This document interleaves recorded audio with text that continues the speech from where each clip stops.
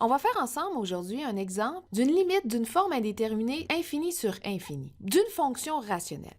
Alors, voyons tout d'abord les étapes à suivre pour lever l'indétermination. Donc, la première chose, c'est bien sûr de trouver la forme de la limite et de vérifier qu'on a bien une forme infinie sur infinie. Ensuite, on peut commencer par mettre en évidence un x à la plus grande puissance au numérateur et au dénominateur. Une fois qu'on va avoir fait ça, on va pouvoir simplifier nos x à la n et ensuite, on va pouvoir évaluer la limite de la nouvelle fonction simplifiée. Alors, allons-y avec notre exemple. Ce qu'on va faire, c'est la limite de la fonction rationnelle 3x2 plus 2x plus 1 sur x à la 5 plus 3x4 plus 5 lorsque les valeurs de x tendent vers moins l'infini. Tout d'abord, on peut vérifier qu'on a bien une forme indéterminée.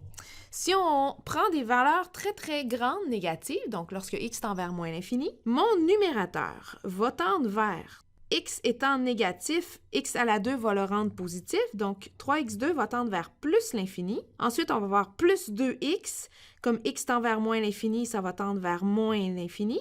Et ensuite, plus 1. Le plus 1 n'a pas vraiment d'importance dans nos infinis. Alors, on aurait une forme en tout infini moins l'infini.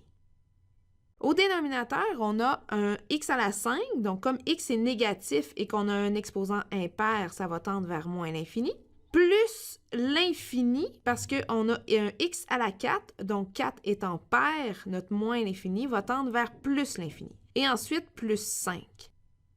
Le numérateur est une forme indéterminée infini moins l'infini, et au dénominateur, on a également une forme indéterminée moins l'infini plus l'infini. Et là, vous vous dites, mais ce n'est pas la forme indéterminée infini sur infini. Pourtant, c'est exactement les mêmes étapes qu'on va réaliser ici parce que, étant donné qu'on ne connaît pas tout à fait vers quoi tend notre numérateur et notre dénominateur, mais qu'on sait que ça peut être des infinis, on va les traiter exactement de la même façon.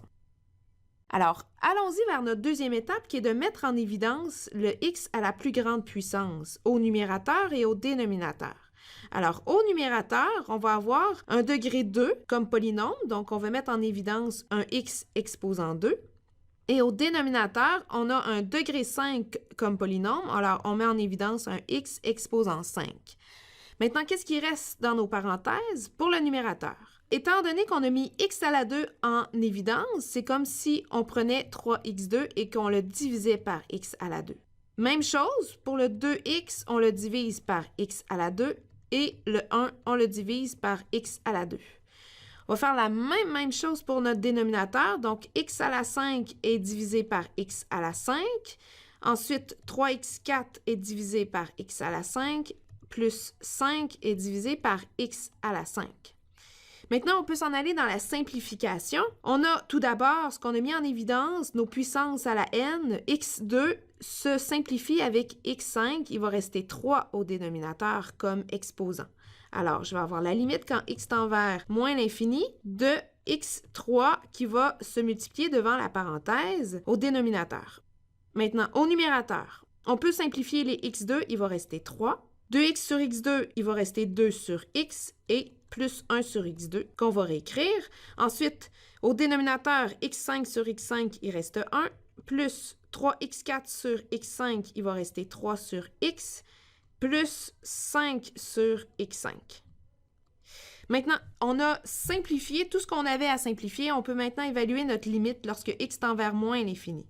Si on regarde la forme des fractions partielles qui est ici, les 2 sur x, 1 sur x2, ce sont des fonctions qui sont de forme k sur l'infini et ça tend vers 0, ces fonctions-là. Donc ça tend vers 0, ça tend vers 0, ça va tendre vers 0 et la dernière tend vers 0. Ce qui veut dire qu'on va avoir au numérateur une forme 3 plus 0 plus 0 et au dénominateur, on va avoir un moins l'infini pour le x à la 3. Dans la parenthèse, on va avoir un 1 plus 0 plus 0. Donc, en tout, on a une forme 3 sur moins l'infini et cette forme-là tend vers 0. Donc, notre limite totale de notre fonction rationnelle tend vers 0. Alors, dans cet exemple, on a vu les étapes à suivre pour lever une indétermination infinie sur infinie d'une fonction rationnelle. Et avez-vous remarqué que votre polynôme au dénominateur a un degré plus élevé que celui du numérateur? Et ça nous a amené à trouver une limite qui tendait vers 0. Alors, je vous pose une question. Pensez-vous que des exemples similaires où le degré du dénominateur est plus élevé que celui du numérateur nous donneront toujours des limites égales à 0? Pensez-y. Bonne journée, à la prochaine!